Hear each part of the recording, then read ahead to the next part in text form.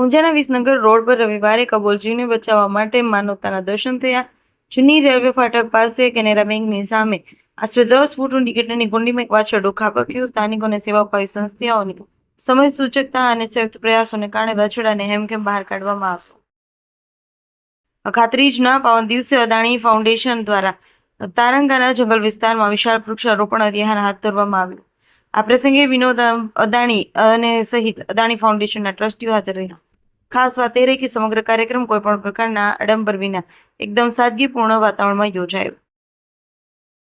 મહેસાણા મહાનગરપાલિકા ચૂંટણીમાં એઆઈએમઆઈએમની એન્ટ્રી.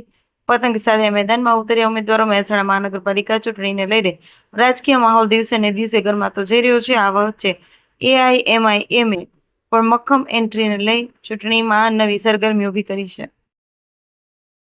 આગામી 26 એપ્રિલ યોજાનારી ગુજરાત સ્થાનિક સ્વરાજની ચૂંટણી પડઘમ વાગી રહ્યા છે.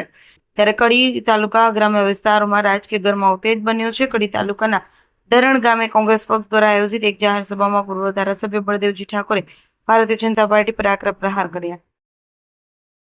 ઊંઝામાં કુળદેવી ઉમિયા માતાજીની પરંપરાગત નગર યાત્રા વૈશાખ સુદ પૂનમના દિવસે નીકળી. આ યાત્રા પૂર્વ શ્રી ઉમિયા માતાજી મંદિર ખાતે આજે રવિવાર 19 એપ્રિલના રોજ 9 વાગ્યે ઉછામણીનો કાર્યક્રમ યોજાશે.